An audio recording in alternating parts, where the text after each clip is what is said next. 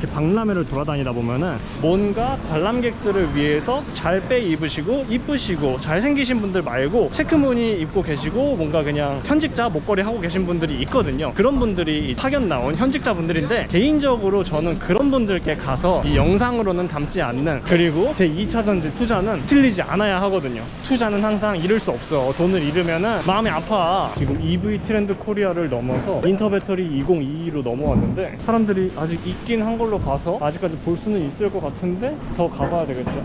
2차 전지 배터리도 대기업 있잖아요. 제가 투자를 하고 있는 SKC, 이런 것들 한번 보도록 하겠습니다. 뭐 하고 있네?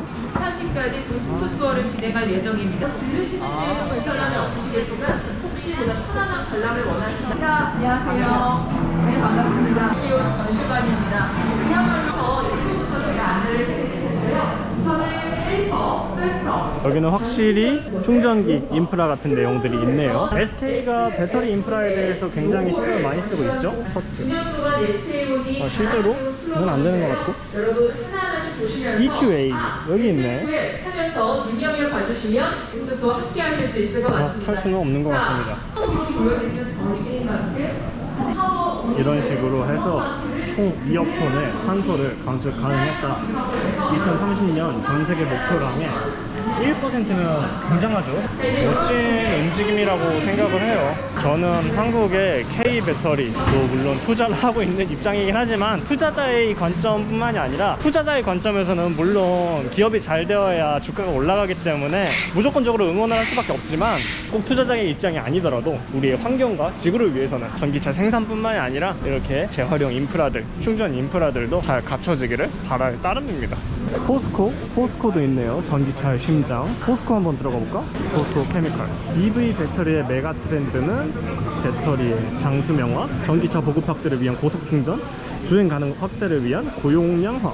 이렇게 세 가지 맞죠? 역시 전기차 배터리 자체의 용량도 중요하고 주행거리도 중요하지만 인프라도 중요하다고 생각을 해요. 2차 전지 소재 연구 개발 체계, 이런 거는 다 문과인 제 영역이 아니라 훌륭하신 분들의 영역이죠. 그리고 여기는 K배터리 대장, LG 에너지 솔루션. 중요하죠. 우리 K배터리 대장 아니에요. 그리고 역시나 LG 에너지 솔루션이 들어가는 테슬라.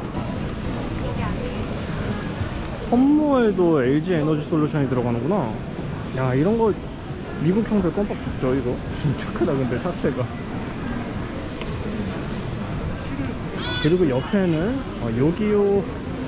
역시 우리 배달 형들 부항거리고 다니는 거 말씀드리기 조금 요것도 조심스럽긴 하지만, 배달 형님분들 막 부항거리고 다니는 거 저는 개인적으로 멋있다고 생각하지 않거든요. 눈살이 찌푸려지는 쪽인데 바전기차로 부항은 할 수 없으니까 개인적으로 공익을 위해서 배달 오토바이에, 전기 오토바이의 보급이 좀 더 이루어졌으면 하는 바람입니다. 여기서 지금 보이고 있는 거는 전기 배달 오토바이 얘기가 아니라 이렇게 파워뱅크, 배터리팩, 통신 모듈 해가지고 요거를 모듈화해서 교체해서 쓸 수 있다라는 얘기겠죠? 요거는 이제 괜찮네요.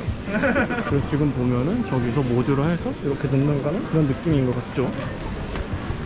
여기도 이렇게.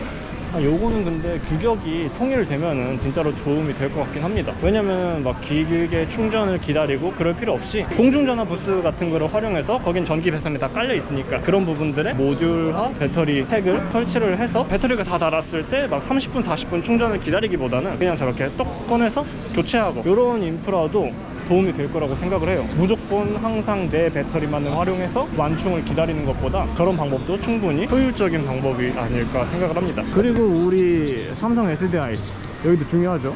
아니, 삼성 SDI는 갤럭시 탭이 있네. 여긴 스마트폰이랑 버즈를 놔두는구나. 폴드에도 SDI 배터리가 들어간다. 서브 배터리가 들어가고 메인 배터리가 들어가고. 그렇죠. 제가 생각이 짧았습니다. 삼성 SDI가 전기차 배터리만 만드는 게 아니잖아요. 스마트폰에도 당연히 배터리가 들어가니까 제가 생각이 짧았네요. 삼성 TV 같은 것들에도, 그리고 이런 서버 같은 것들에도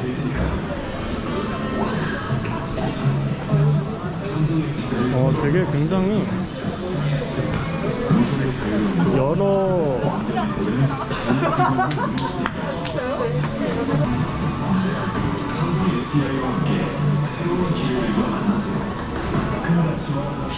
i5 멋있다.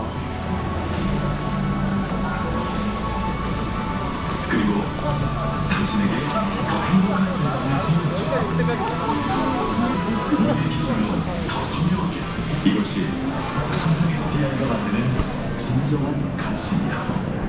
지금 제가 맨 처음에 삼성 SDI는 갤럭시가 있네 이런 얘기를 했잖아요. 그동안 사실 LG 에너지 솔루션이나 포스코 케미칼 그리고 SK 온 같은 경우에는 자사들의 배터리 기술들이 전부 다 전기차에 집중이 된다라는 느낌을 받았는데, 삼성 SDI도 물론 전기차 쪽에도 신경을 쓰고 있고 BMW i5에 삼성 SDI가 들어간다 이런 얘기를 하고 있지만, 삼성 자체는 사실 기업이 그룹 전체로 보면 엄청 크잖아요. 그래서 그런지 지난번에 제가 IMID 2021에서도 느꼈던 것처럼 LG 디스플레이는 뭔가 그냥 모니터 하나에만 집중을 하는 것 같은데, 삼성전자는 우리 생활을 어떻게 바꿀 수 있을지 그런 접근을 하는 것 같다라는 얘기를 말씀드린 적이 있는데, 지금 인터 배터리 2022에서도 다른 회사들은 전기차 자체에만 배터리 기술을 집중하는 인상이 있었는데, 삼성 SDI는 정말로 우리 생활을 어떻게 바꿀 수 있을지, 그리고 우리 생활에 어떻게 적용이 될지, 그런 것들에 대해서 조금 포괄적으로 접근을 한다는 느낌이 들었습니다. 뭐 이거는 다 제가 비전공자인 문내기 입장에서 얘기를 그냥 막 하는 거니까 틀릴 수도 있어요. 전공자분들이 역시 최고입니다. 여기는 배터리, 리튬 파워 배터리, 인비전 배터리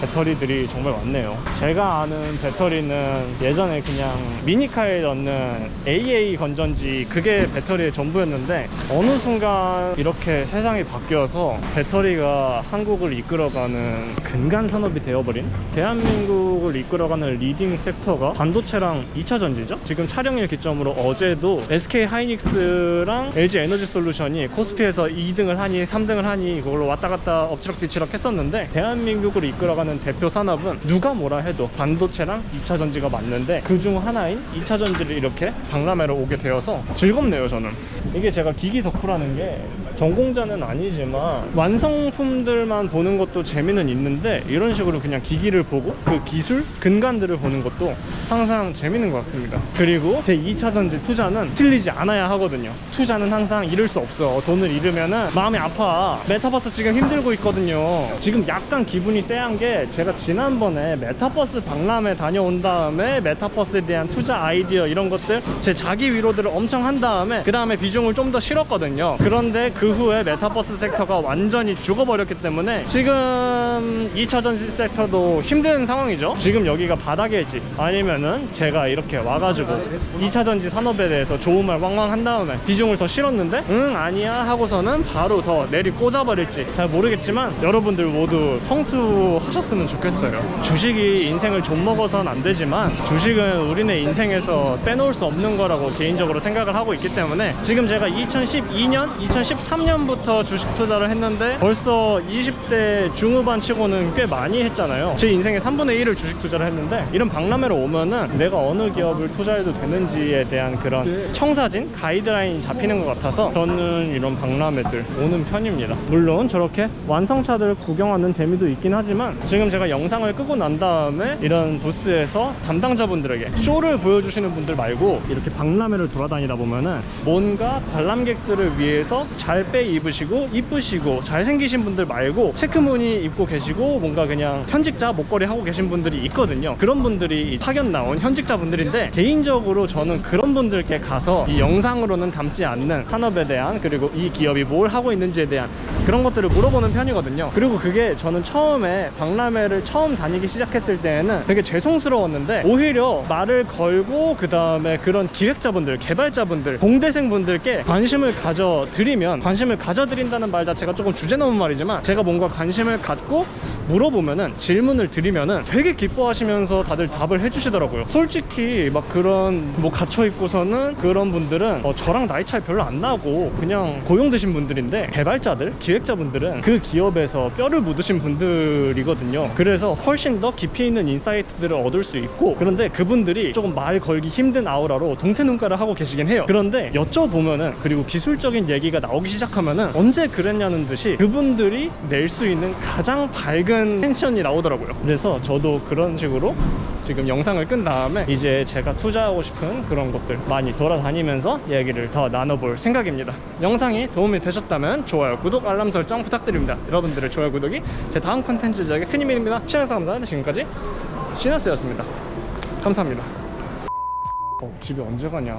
그리고 마스크 낀 상태로 말을 너무 많이 하다 보니까 목이 너무 아픕니다. 목이 굉장히 아파졌어. 그래도 오늘 이렇게 오니까 재밌네. 제가 이런 거 아니면은 뭔가 특별한 목적성 없이는 밖에 나올 일이 거의 없거든요. 즐겁네요, 그냥. 이런 거를 또 제가 만약에 연애 중이라서 데이트 코스로 잡자 이러면은 싫어하거든요.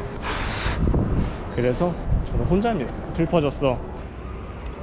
와, 진짜 많이 걸었다.